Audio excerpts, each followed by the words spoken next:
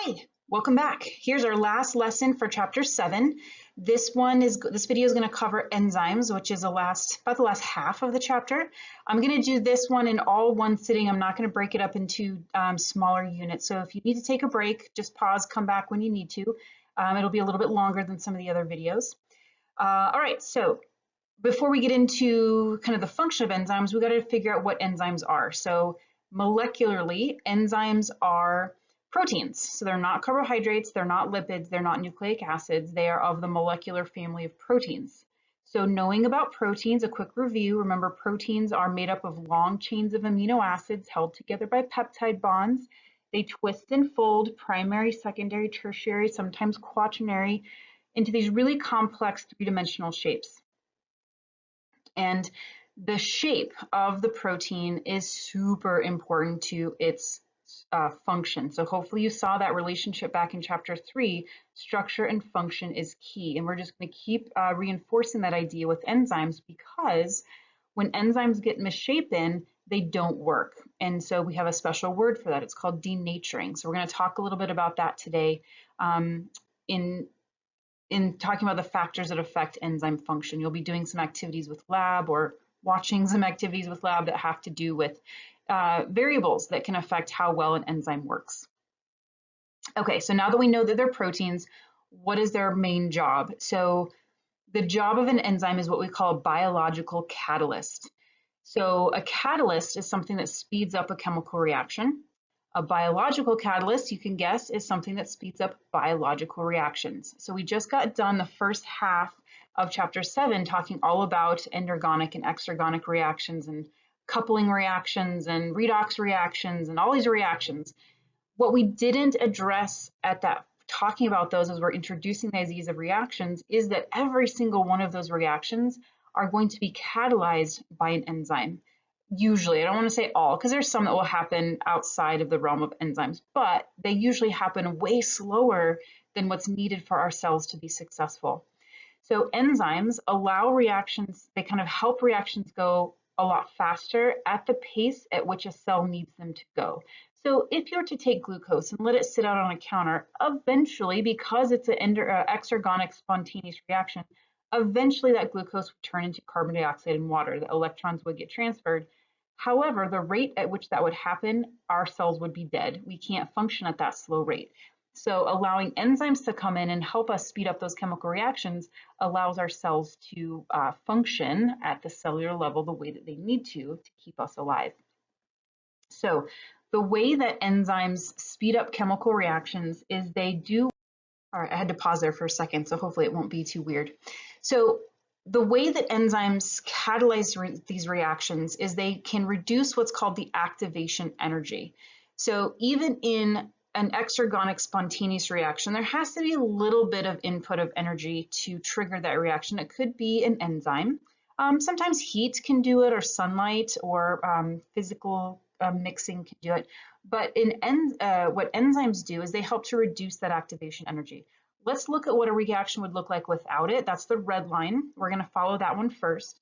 So here on this is our delta G, right? So that's going to be what's recorded on the y-axis. The time, the progress of the reaction is on the x-axis.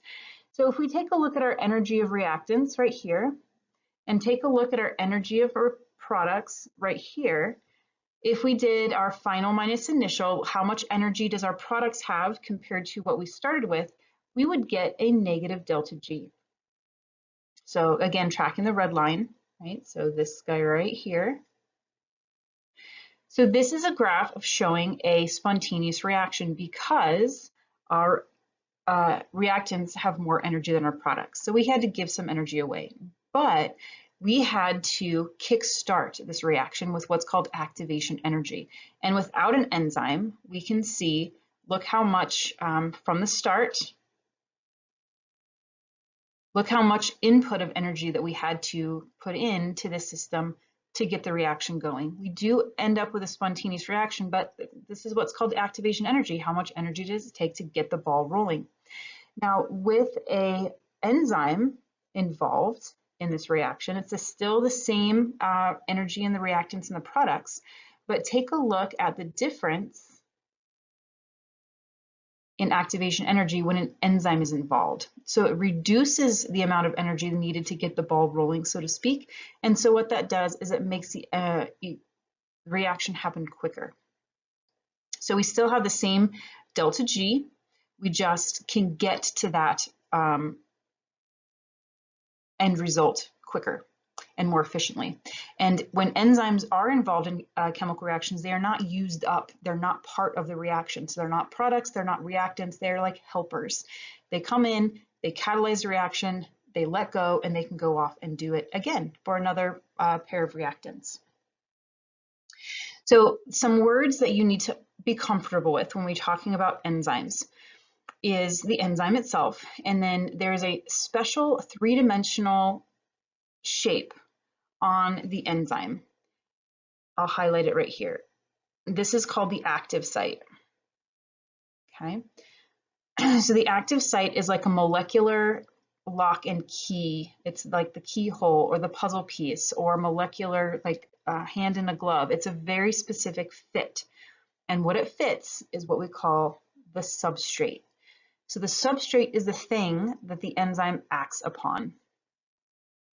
Okay, so the enzyme has this very special shaped part of its structure, this three-dimensional structure, and that binding site is called the active site, and it will match specifically, right? So if we were to have our substrate matches that active site. So what will happen is the substrate and the enzyme will come together into what's called an enzyme substrate complex. And then that's where the enzyme will do its magic. It will reduce that activation energy. It will either break bonds or make bonds depending on what enzyme it is. So in the lab activities that you'll be reading about and probably watching some videos, you will see the enzyme catalase,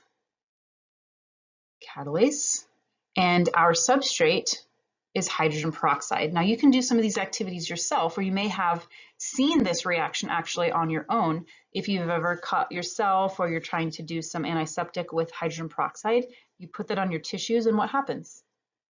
It bubbles, right? The reason why it bubbles is because the reaction is hydrogen peroxide goes to water and oxygen gas in the presence of catalase. So when you put hydrogen peroxide on your cells have catalase. So you have tissue damage, your cells are broken open, you dump that hydrogen peroxide on your tissues, that catalase inside of your cells breaks down hydrogen peroxide and releases water and oxygen gas, these bubbles. And so that's why you see foaming and bubbling on your finger. In the lab activity, you mix hydrogen peroxide and catalase and you see a lot of bubbles, and you're measuring the bubbles, and that's how you're going to measure the effects of different factors on your enzyme action. So when you take a look at this actual molecular model of catalase versus substrate, the enzyme is huge, and we can see the active site right here, kind of highlighted in this pink area. So it's a very special folding in this enzyme catalase that can fit the hydrogen peroxide molecule. The hydrogen peroxide is a substrate, it binds to the active site. The catalase enzyme breaks those bonds, rearranges them, and produces water and oxygen gas. And it releases those out of the active site, and that will be able to take on another molecule. And I don't know the statistics. I have it written down in my notes, but I didn't grab my notes. They're still in my office, and we're not allowed back on campus. But it is an astronomically high number. I think it was like, I want to say millions or billions of hydrogen peroxide molecules per second or something. So catalase is very efficient at breaking down hydrogen peroxide into water and oxygen gas. The other example that I have here, this is an enzyme that works on glucose. So glucose is a little red molecule there. The enzyme, I think, is a hexase or hexokinase. I can't remember. But we can see the active site right here, okay? Here's your substrate. So the substrate's the glucose. The big blue blob is the enzyme. Okay, this is the active site. So in this example, it's a really good example because if you take a look at the blue blob, that's our enzyme, it's kind of open. Let's see, it's open. And then once the substrate binds, it kind of squeezes in. You can kind of see almost like a Pac-Man squeezes in around that substrate of the glucose. And this is what we call induced fit. And what that means is when the substrate binds to the active site, the enzyme actually rearranges itself. It kind of folds in, and that folding, that physical change of the shape of the enzyme puts strain on the bonds of the substrate.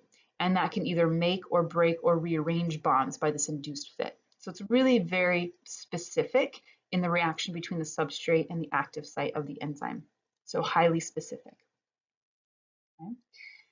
So here's just another kind of a cyclical diagram showing the enzyme. Again, it's usually shown as a big blob, but remember it's a protein folded in tertiary, primary, secondary, quaternary, tertiary, maybe. No, primary, secondary, tertiary, maybe quaternary folding. And so again, here's the active site and here's your substrate. Oh, white on white, that's not very good. There we go. So in this case, the substrate is a disaccharide called sucrose. This is table sugar, which is made up of two monosaccharides, glucose and fructose. So there's a covalent bond holding those two sugar molecules together. And here's the enzyme called sucrase. And as you get more comfortable and more familiar with enzymes, you'll see that almost all enzymes have an ASE ending. That's your clue that you're looking at an enzyme. If you see that ACE, like catalase, peroxidase, ATP synthase, hexase, kinase, you're going to see a lot of ACEs. Not all enzymes happen to have an ASE ending, but if it does, it's most likely going to be an enzyme. So the sucrase enzyme has an active site that matches the sucrose sugar, and so that's going to bind, and so that's what we're seeing here is the binding of the substrate into the active site. The job of sucrase is to break that hydrogen bond, break that covalent bond, usually by a hydrolysis reaction, right? So here's our water coming in, hydrolysis, we saw that back in chapter 3. And then as a result of breaking that bond, here's your two subunits.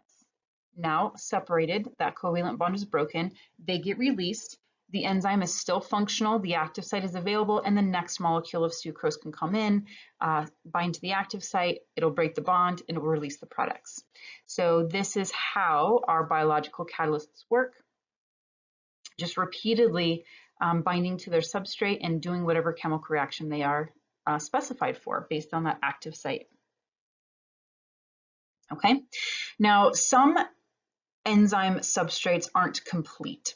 So again, here's our big enzyme blob that happens to be neon green or yellow or whatever color you see. So here is our substrate. In this case, it's the purple thing. But if the purple thing were to fit in the active site, it wouldn't fill in the active site. It's going to be an incomplete binding. And so sometimes we have to have something that's called a cofactor. And so a lot of times cofactors are vitamins or minerals, or sometimes they're called coenzymes. They're kind of helpers. So when the vitamin or mineral is available and it comes and binds and it's part of the active site, then the substrate can come in and the reaction can continue. So we are actually going to be seeing some coenzymes in our cellular respiration chapter. So just remember, they assist enzymes. It might be a regulatory process that we do not want the enzyme to work unless we have a proper amount of a particular mineral or a particular vitamin. And so that would be the limiting factor. Okay, so because enzymes are proteins, they are susceptible to changing their three-dimensional shape because we know the structure of proteins is very important to their function. So if you were to change, modify, or distort that three-dimensional shape of the enzyme or any protein, it would lose that ability to do its job. The active site would be distorted, the substrate wouldn't fit, and the reaction would not continue. So in this slide, we're going to talk about a couple different factors that affect enzyme action. We have temperature and pH. And then this is just another example of temperature. So all organisms, or I should say all enzymes, have an optimal environment. It could be optimal for temperature, optimal for pH, optimal for salt, optimal for pressure, optimal for osmotic concentrations. So we're just going to take a look at two factors of these optimal conditions. So if taking a look at this picture here right above my head on the right-hand side of the screen, this is showing the temperature activity level. So reaction rate, how well is the reaction happening? So clearly we can see at colder temperatures, the reaction is very low. It's not denatured, it's just slowed way down. As you increase the temperature, we can see that the reaction rate increases. And this is because molecules are moving around a lot faster. They're moving slow. We might not get as much interaction between the substrate and the active site of the enzyme. But as you speed things up, they're bouncing into each other. You're going to get reactions happening all over the place. And it will continue to happen until it reaches a peak temperature. And this is what we call the optimal temperature. Now, for enzymes of our bodies, our optimal temperature is 98.6 Fahrenheit or 37 degrees Celsius. That's our optimal temperature for our enzymes to work in our body. Now, if we're to go much over that, the kinetic energy of these molecules moving around so much would actually be detrimental. We can only take so much of this random chaotic movement. And so denaturation happens and the functionality just tanks. And so you're denaturing the enzyme, they cannot function at all. So that's why really high fevers can be so damaging. Lower fevers are pretty okay. They're part of your natural immune response and they help your body fight off the infection. But if it gets too high, you risk permanently damaging your enzymes. And if you don't have enzymes, you cannot do chemical reactions and your cells are going to start to die. Now, if we take a look at the graphs over here on the left, we can see the optimal curve. So it's very similar like this red one over here that we just went through. So if we're going to trace, let me get a different color. So here's our increasing, optimal, denaturing, we are dead. And if you'll take a look, we are right around 38 degrees Celsius. Now look at this guy over here. Heat tolerant bacteria, or what's called thermophiles or thermophilic bacteria. Look at their optimal temperature. It's about maybe like 75, 78 degrees Celsius, which is crazy hot. They would actually freeze. If you take a look at their curve, if we bring them down here, get a different color. If you bring it down here, they would have zero activity at 40 degrees. And so these are not organisms that would cause disease in our body. They're bacteria that would live in like a hot springs, like in Yellowstone or something. So their optimal temperature is way hotter than ours, but that's what they are made for. That is the environment that they are adapted to. All right, so every organism, single-celled or multicellular, their enzymes are going to have an optimal temperature. So body organisms, pathogens that live in our body, our enzymes, they're all programmed to be best at 37 degrees Celsius. We have bacteria that live in ice, and so their optimal temperature is probably going to be somewhere close to zero. Or we have these thermophilic bacteria where they're hot, their optimal temperatures are going to be close to 80 degrees Celsius. And if they were to move out of their optimal conditions, then that's going to affect the ability of their enzymes to do their job.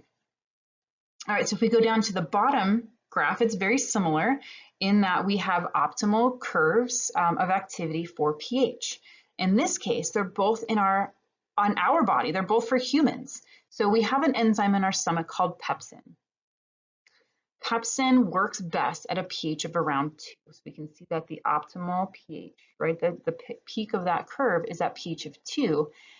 And that's really acidic because we know our stomach acid. We know we have hydrochloric acid in our stomach, and that helps with our digestion. And one of the ways is that that acid actually activates this enzyme pepsin to break down proteins of the food that we eat. But then if we move that stuff, that's chyme is what it's called in our stomach, we move that into the duodenum. The duodenum is not made for acidic materials. And so there's a buffer that gets released from your pancreas. And then this enzyme called trypsin is also another enzyme that breaks down proteins, but it works best at a pH of 8. So when the pepsin from the stomach moves into the duodenum and gets buffered by these pancreatic juices, it's going to get denatured because there's no way pepsin that's normally found at a pH of 2 is going to work at a pH of 8. It just is not going to function. But that's okay because now trypsin can take up the role of further digesting the proteins. So these factors, temperature and pH, and some other ones, but these are the main ones we're focusing on, affect the enzyme function, and it does so by affecting their three-dimensional shape. So here's some visuals to help you kind of wrap your head around this idea. So we know that proteins are folded very specifically. So here we can see some alpha helices kind of right here and some beta pleated sheets kind of going back and forth. So that's a folded protein.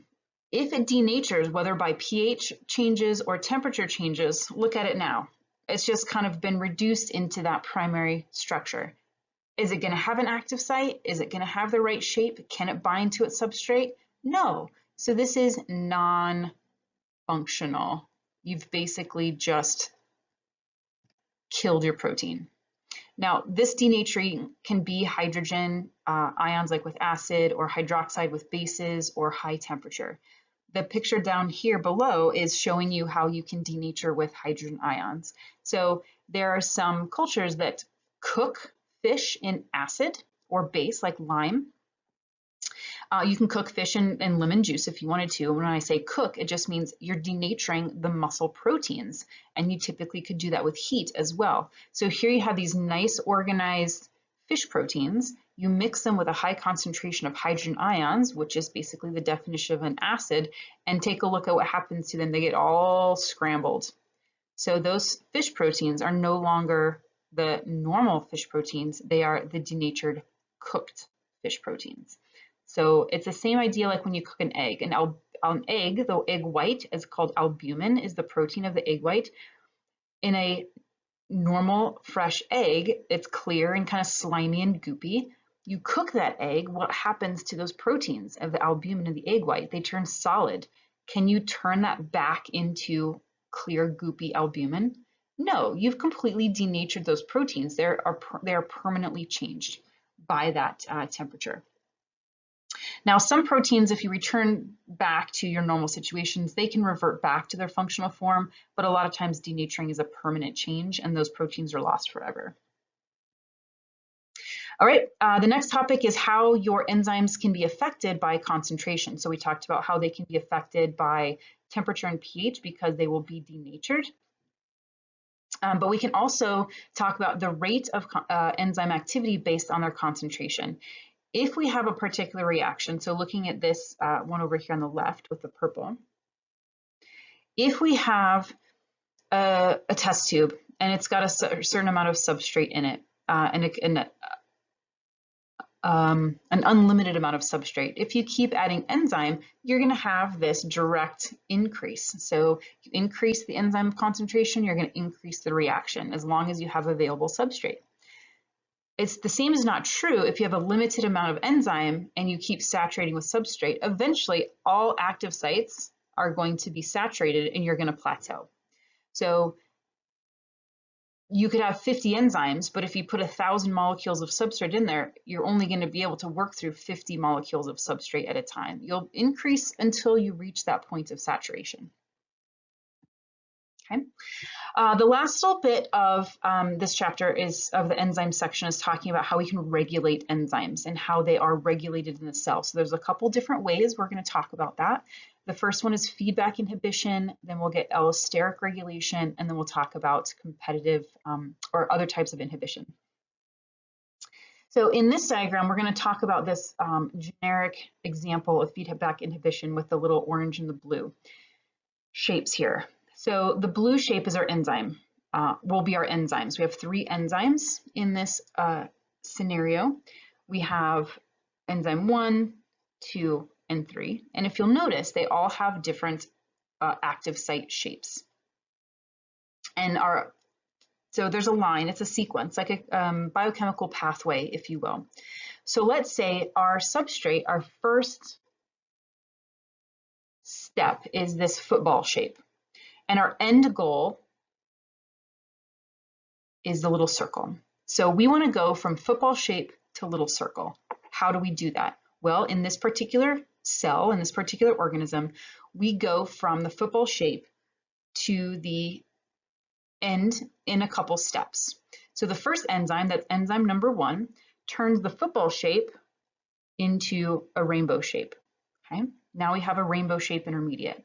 Then the enzyme number 2 is going to have an active site that's going to turn the rainbow shape into a dome shape. Okay, and then enzyme number 3 has got an active site that binds to the dome shape, and it's going to make our end product. Yay, we got what we wanted. But we don't want to have too much. We want a way to slow that down so we won't overdo it. And so in this particular metabolic pathway, there is a binding site on enzyme number 1. It's called allosteric, which means other than the main active site. So this end result comes in, the product of the pathway comes in, binds that allosteric site, and take a look at what it does to that active site right here. It modifies it. So now football can't bind anymore. And so it stops the pathway at the very beginning until the quantity of the end product goes away as it's being utilized or secreted out of the cell. And then that bound end product will let go because it needs to be used somewhere else. The modified active site will go back to being able to receive the football, and the path will continue. Excess end product will go back and shut this down again. So it's you're going to have kind of like a dynamic equilibrium of high levels, which is going to trigger the inhibition, going down to low levels, which will take away the inhibition, which will build it back up, and so forth. So in a real life cell, we have this process going from 2 amino acids. We can actually make an isoleucine product from a threonine substrate. So we have these enzymes, multiple enzymes, and the isoleucine actually can come in and block that first pathway if we have too much isoleucine, so we don't get rid of all of our threonine. We need them both. So that's an example of feedback inhibition, where the end product regulates the beginning steps of that whole biochemical pathway. So similar to that feedback inhibition is we can have what are called these allosteric sites. So here's our active site right here, right? So that's where your substrates are going to bind. A lot of enzymes have an additional, trying to find a good color, maybe red. They'll have this additional binding site for something else that's not the substrate, it's more of a regulatory protein. And so here you can get a regulatory protein coming in, binding to that allosteric site, and allowing the substrates to bind. So the allosteric site has the ability to change the shape of the active site, and so you can, it's mainly like an off and on switch. So if that regulator, that inhibitor is gone, your enzyme is on. If it's bound, your enzyme is off because it's changing the shape of those active sites. And there's a couple different types of inhibition shown here. So we have one's called competitive and one's called non-competitive. So again, here's our blue blob, that's our enzyme. And then the substrate is the green and the orange molecules. So they would fit nicely into the active site. But in the presence of a competitive inhibitor, that's the purple thing, it's going to come in and it's going to bind into that active site. So it's going to mimic those substrates. And when that's the case, these guys cannot bind. So the reaction is going to be halted. You can't do anything. So here's another example of competitive inhibition where the inhibitor actually binds to the active site. It's competing for that active site. In non-competitive inhibition, again, it's one of those allosteric sites. It's very similar to the allosteric regulation, is the inhibitor binds elsewhere on the enzyme and it modifies that active site. And so the enzymes cannot, or the substrate cannot bind to the enzymes. And so here's another example of a non-competitive inhibition is the inhibitor binds elsewhere than the active site, and then it distorts that active site so the enzyme cannot bind. The substrate cannot bind to the enzyme. And I want to show you a couple examples actually of this inhibition. So the first one is taken from my microbiology class where we talk about antibiotics. So if you've ever taken a sulfa-based antibiotic like sulfazoxazole or sulfamethoxazole or sulfanilamide, these guys right here, these work as competitive inhibitors for a metabolic pathway in bacteria. So if we take a look, this is the normal situation in a bacteria where the enzyme, again, that blue blob, takes a precursor molecule called PABA and eventually will make DNA and RNA. However, in the presence of the drug, this is sulfanilamide, for example, it mimics the PABA molecule, preventing PABA from binding, and the DNA and RNA is not made, and so the bacteria die. So this is an example of a competitive inhibitor used daily and you may have even experienced this before. And then lastly is a drug called methotrexate. And here is the substrate is folic acid. And if we take a look at methotrexate, it's almost exactly the same. We have changes here. We have a methyl group instead of a hydrogen. And we have changes here. We have an amine instead of an oxygen. Because it's similar enough to folic acid, in the presence of methotrexate, it's going to block certain enzymes that would normally work on folic acid. So a lot of times it's used for chemotherapy to block cancer or immunosuppressant treatments. And so there's just another example of how we can utilize this mechanism of inhibition for these enzymes to actually have medical purposes. All right, we did it. Whew. That was a long lecture. So again, that wraps up our Chapter 7 material. The next time I see you, we'll be going over Chapter 8, which is cellular respiration, one of the coolest reactions out there. All right, I will see you next time. Bye.